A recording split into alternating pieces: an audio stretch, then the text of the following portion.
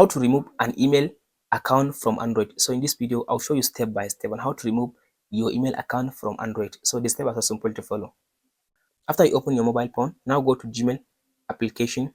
After you open the Gmail app like this, now tap on your profile at the top. So after you tap on this profile, here you can be able to see all the list of the Gmail account that you have on your mobile phone. So now scroll to down and choose the one that you want to remove. So for me, let's say I wanted to remove like this one. As you can see now, just select the one you want to remove. I want to remove, let's say this one. After you select the one that you want to remove, just tap on this, tap on the profile again.